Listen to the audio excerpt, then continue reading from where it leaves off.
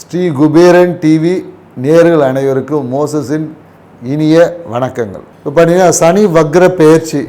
சனி பகவான் பார்த்திங்கன்னா இந்த ஜூலை மாதம் 13ஆம் தேதி காலையில் வக்ரம் அடைகிறார். அவர் எப்போ பார்த்திங்கன்னா இந்த நவம்பர் மாதம் வரையும் பார்த்திங்கன்னா இந்த வக்ரத்தில் இருப்பார். ஸோ இந்த வக்ரம் அடையும் போது என்னென்னாக்க இப்போ சனி பகவான் பார்த்திங்கன்னா கால புருஷ தத்துவத்துக்கு 12ஆம் இடத்துல இருக்கார். ஸோ 12ஆம் இடத்துல இருந்து அவர் என்னென்னாக்கா 11ஆம் இடத்தை நோக்கி நகர்வது போல் நமக்கு ஒரு இது இருக்கும். ஸோ அப்போ இந்த 11ஆம் இடம் என்ன லாப இடத்தை நோக்கி சனி பகவான் நகர்வதனால இந்த காலகட்டங்கள் பார்த்திங்கன்னா மிகுந்த நன்மையை அளிக்கக்கூடிய காலகட்டம் சொல்லுவான். ஏன்னா இவ்வளோ நாள் சனி பகவான் 12லேருந்து நிறைய குழப்பங்கள் தேவையற்ற விரயங்கள் எல்லாமே இருந்திருக்கும். அது எல்லாமே இப்போ மாற்றம் அடைந்து, ஏன்னா இப்போ நிறைய நாட்டிலே பார்த்திங்கன்னா பல பிரச்சனைகள் இருக்கும், இந்த போர் பல விஷயங்கள், இது எல்லாமே பார்த்திங்கன்னா இந்த காலகட்டத்தில் தீர்வுக்கு வருமானா கண்டிப்பாக ஒரு முடிவுக்கு வரும். பார்த்திங்கன்னா நாட்டில் இல்லை உலகத்திலே பார்த்திங்கன்னா அமைதியும் மகிழ்ச்சியும் சந்தோஷமும் மனிதாபிமானம் இந்த காலகட்டத்தில் அதிகரிக்கக்கூடிய காலகட்டமாக தான் இருக்குது.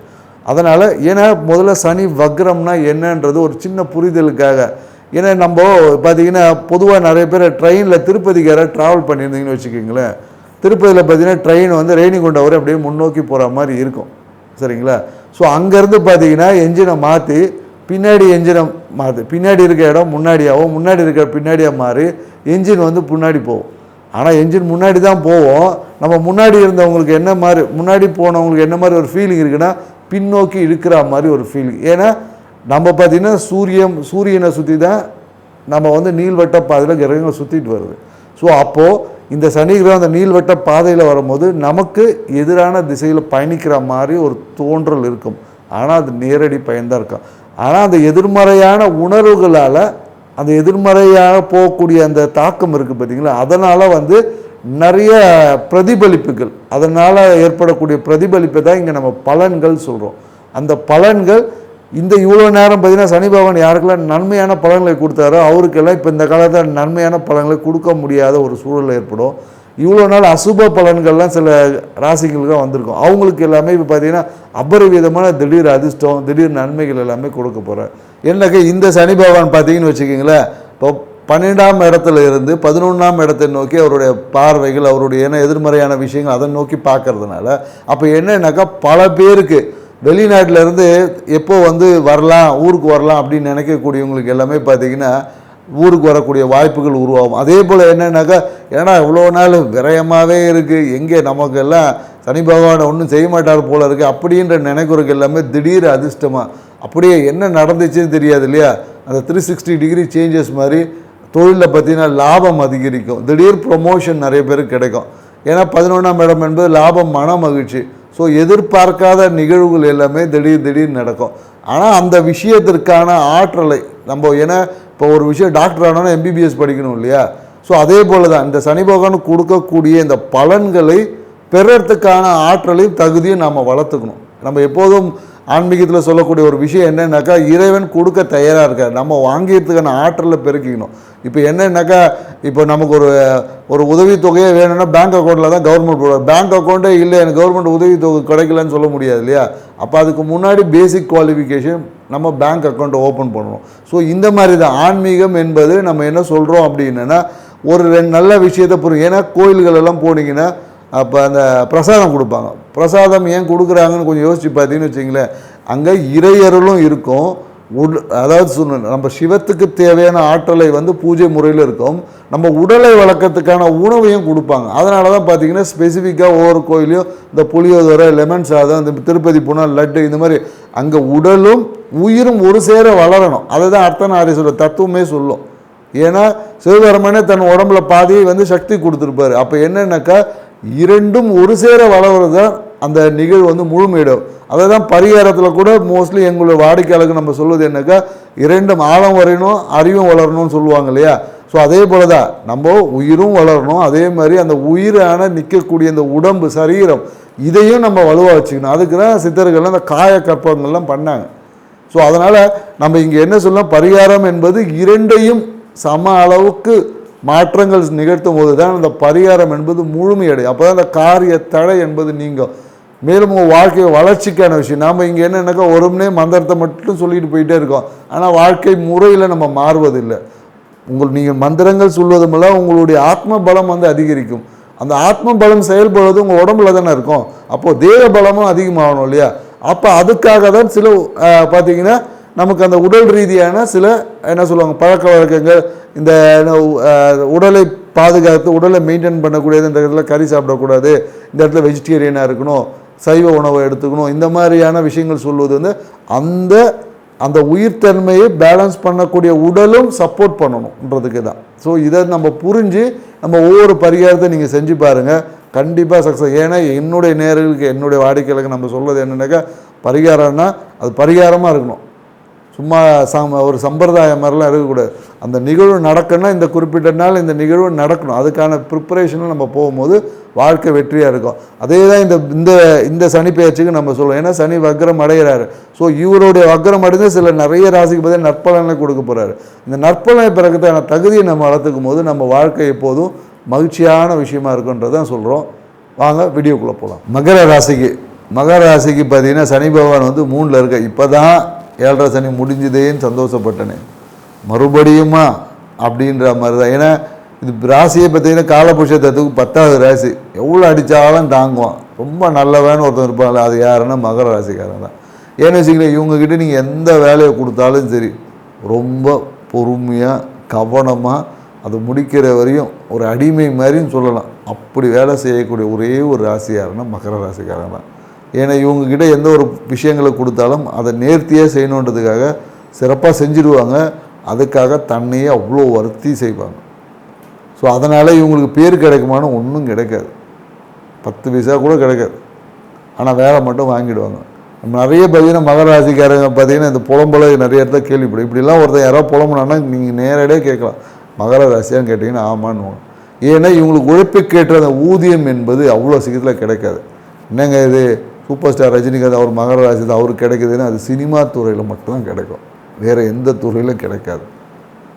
ஏன்னா இதே மகர ராசிக்காரங்க இந்த விஷயத்தை சினிமாவில் பயன்படுத்தினாங்கன்னு வச்சுக்கோங்க, அவ்வளோ வளர்ச்சி அடைவாங்க. இப்போ இந்த வக்ர சனி பெயர்ச்சி இவங்களுக்கு என்ன பண்ண போகுதுன்னு பார்த்தீங்கன்னு வச்சுக்கோங்களேன், இவ்வளோ நாள் ஒரு நிம்மதியாக இருந்திருக்கும். ப்ரொமோஷன் அப்படின்னு கொடுத்துருப்பாங்க, இரு கொஞ்ச நாள் கழிச்சு தான் இதை வந்து இம்ப்ளிமெண்டேஷன் வரும்னு சொல்லிட்டு அப்படியே ஸ்டாப் பண்ணிடுவோம்.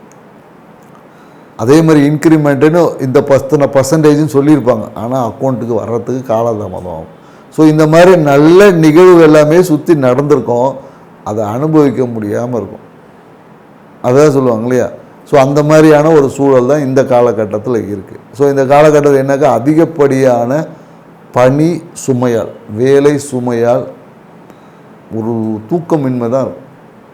வேலையை மாற்றிடலாமல் இருக்கும். ஏன்னா ப்ரொமோஷன் கொடுத்துருப்பாங்க, இன்க்ரிமெண்ட் கொடுத்துருப்பாங்க, அதை அனுபவிக்க முடியலாம், வேலையை மாற்றிடலாம், வேலைக்கு போயிடலாம் அப்படின்ற ஒரு உணர்வு தான் ஏற்படும் மகர ராசிக்காரங்களை. அதே போல் பார்த்திங்கன்னா மேலும் இந்த தம்பி தங்கை இந்த உறவுகள் அந்த அளவு சுமூகமாக இருக்காது. ஏதோ ஒரு பிரச்சனை, ஏதோ ஒரு நெருக்கடியை கொடுத்துக்கிட்டே இருப்பாங்க. அதே போல் என்னென்னாக்கா இந்த வாழ்க்கை துணை பார்த்தீங்கன்னா இவ்வளோ நாள் சைலண்ட்டாக இருந்திருப்பாங்க, இப்போ திடீர்னு ஆரம்பிச்சிருப்பாங்க. என்னென்னாக்கா இவங்களுக்கு குடும்பத்தை பற்றி பேசுகிறது, இல்லை வெளியூர் போகலாமா, விரயங்களை ஏற்பட தயாராக இருப்பாங்க. அப்போ வாழ்க்கை துணை சார்ந்த விஷயத்தில் தேவையற்ற அன்பிளான்டு விரயங்கள் வந்து இருக்கும். ஒன்று அவங்களோட உடல் அசுகத்துக்காக விரயம் இருக்கும், இல்லைன்னா கடன் வாங்கி ஏதாவது அந்த கடனை இவங்க தான் அடைக்கிற மாதிரி தேவையற்ற அவங்க பேச்சை கேட்க மாட்டாங்க இந்த காலத்தில் வாழ்க்கை துணை. நீங்கள் எவ்வளோ சொன்னாலும் உங்கள் பேச்சுக்கு மதிப்பு என்பது இந்த காலகட்டம் ரொம்ப கம்மியாக தான் கிடைக்கும். அதனால் என்னென்னாக்கா தேவையற்ற ஒரு என்ன சொல்வது மன நெருக்கடி இருக்கும். என்னடா இது வாழ்க்கை இருக்கணுமா அப்படின்ற மாதிரியான நெருக்கடி சூழலாம் இருக்கும். இது எல்லாமே கொஞ்ச நாள் தான். இந்த வக்ர பயிற்சிக்கு அப்புறம் பார்த்தீங்கன்னு வச்சுக்கோங்க, போனதெல்லாம் டபுளாக வந்துடும். அதனால் இந்த ஒரு காலத்தை நீங்கள் வந்து ஒரு என்ன சொல்வது உங்கள் வாழ்க்கைக்கான படிப்பினைக்கான காலம் அப்படின்னு நம்ம எடுத்துக்கிட்டு போக வேண்டியதுதான், வேறு வழி இல்லை. ஸோ இந்த விஷயத்தை எப்படி எதிர்கொள்ளலாம் அப்படின்ற ஒரு தன்மைகளை நம்ம வளர்த்துக்கும் போது உங்கள் வாழ்க்கை மேன்மையாக இருக்குது. மேலும் என்னென்னாக்கா இந்த காலகட்டத்தில் நீங்கள் எதிர்பார்க்காத ஒரு உடல் அசுகங்கள்லாம் ஏற்படும். குறிப்பாக எங்கே வரும்னா பாதம் வந்து வீங்கிறது, இல்லை பாதத்தில் அடிபடுறது, இந்த மாதிரியான பிரச்சனைகள் எல்லாமே, குறிப்பாக காலில் அடிபடுறது, இல்லை காலில் பார்த்திங்கன்னா ஏதாவது ஒரு தொற்று, ஸ்கின் டிசீஸ், அலர்ஜி, இந்த மாதிரியான நிறைய வந்து மகர ராசிக்காரங்க இந்த காலகட்டத்தில் ஏற்படும். அப்படி இல்லைன்னு வச்சுக்கோங்க, இந்த தொண்டையில் ஏதோ ஒரு உபாதை, தொண்டையில் ஒரு அழுத்தம் இருக்கா மாதிரி, ஒரு தொண்டைய அலர்ஜியில் ஏற்படும், இந்த மாதிரியான சில மருத்துவ விரயங்கள் எல்லாமே மகர ராசிக்காரங்க இந்த காலகட்டத்தில் ஏற்படும். ஏன்னா எல்லாம் இருக்கும், ஆனால் அனுபவிக்க முடியாது. இந்த மாதிரியான சூழல் தான் இந்த காலகட்டத்தில் மகர ராசிக்காரருக்கு அமைய போகிறது. ஸோ அதனால் இந்த சூழலை எப்படி நாம் கடந்து போக போகிறோம் அப்படின்ற ஒரு தன்மையை நம்ம வளர்த்துக்கிட்டோன்னா இந்த சூழலை கடக்கும் போது, ஏன்னா ஒரு வெற்றி என்பது ஒரு தடையை தாண்டி தான் வெற்றி. அப்போ அந்த தடையை எப்படி தாண்டறதுக்கான ஒரு ஆற்றலை வளர்த்துக்கிட்டோன்னா இந்த காலம் வந்து நம்ம மகிழ்ச்சியான காலமாக அமைச்சிக்க முடியும். ஸோ இவங்களுக்கு இந்த தடை, ஏன்னா மகர ராசிக்காரங்க பார்த்திங்கன்னா கூடவே 8ல் கேது பகவான் இருக்கார், 2ல் ராகு பகவான் இருக்கார். ஸோ அப்போ என்ன பார்த்திங்கன்னா காசு பிரம்மாண்டம் வரா மாதிரி இருக்கும். அப்போ எப்படி போகுதுன்னே தெரியாது. ஸோ மகர ராசிக்காரங்களுக்கு இந்த காலகட்டத்தை அடைக்க வேண்டியது என்னென்னாக்கா, சனி பகவான் விட்டா உங்களை மொட்டை அடிச்சிருவார். அதனால் நீங்கள் போய் ஏதோ ஒரு கோயிலில் ஒரு மொட்டை அடிச்சுக்குங்க. இதுதான் உங்களுக்கான பரிகாரமே. இப்போ நான் பெண்களாக இருக்கோம், என்ன பண்ணணும், பெண்களாக இருந்தால் அந்த நுனி முடியை தானமாக கொடுங்க. உங்கள் குலதெய்வ கோயிலில் செய்தாலும் சரி, உங்கள் இஷ்ட தெய்வ கோயிலில் சென்று மொட்டை அடிப்பது தான் மகர ராசிக்கான ஒரே பரிகாரம்.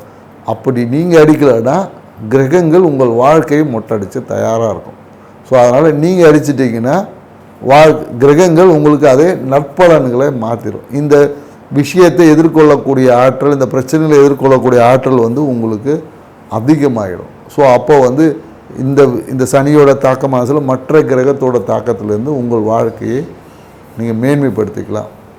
ஸோ அதனால் மொட்டையை அடிங்க, வாழ்க்கையில் வெற்றி அடைங்க. ஏன்னா இந்த காலகட்டத்தில் பார்த்திங்கன்னா மகர ராசிக்காரங்க என்னென்ன இவ்வளோ நெருக்கடிகள்லாம் இருப்பதுனால இவங்க குடும்பத்தில் யாரோ செய்வினை வச்சுட்டாங்க அப்படின்னு சொல்லக்கூடிய ஒரு காலகட்டம் இருக்குது. அந்த செய்வினை கோளாறு தான் அப்படின்னு சொல்லிட்டு எங்கேயாவது போய் செய்வினை எடுக்கிறேன், இதை எடுக்கிறேன் போய் செலவு பண்ணிகிட்ருப்பாங்க. அதனால் உங்களுக்கு செய்வினைலாம் ஒன்றும் கிடையாது. இது வந்து கிரகங்கள் நிகழ்த்தக்கூடிய ஒரு நிகழ்வு. உங்களை இன்னும் ஸ்ட்ராங் ஆக்கிறதுக்கு கிரகங்கள் செய்யக்கூடிய வேலை என்பதை பிடிக்கும். ஏன்னா நீங்கள் செய்வேனேன்னு போனீங்கன்னு வச்சு உங்கள்கிட்ட பெரும் பணத்தை வந்து பிடுங்கிட்டு போயிடுவாங்க. ஸோ அதனால் கிரகங்களால் நிகழ்த்தக்கூடிய நிகழ்வு இது கடந்து போகும் என்ற உணர்வை நீங்கள் வளர்த்துக்கிட்டிங்கன்னா இந்த செய்வினை கோளாறு இந்த மாதிரியான விஷயங்கள்லேருந்து தேவையற்ற விரயங்களை தவிர்த்துக்க முடியும். ஸ்ரீ குபேரன் டிவியை பார்த்தமைக்கு நன்றிகள். மேலும் இது போன்ற தகவல்களை தெரிந்து கொள்ள ஸ்ரீ குபேரன் டிவியை சப்ஸ்கிரைப் செய்யுங்கள். மறக்காமல் பெல் ஐக்கானை கிளிக் செய்யுங்கள்.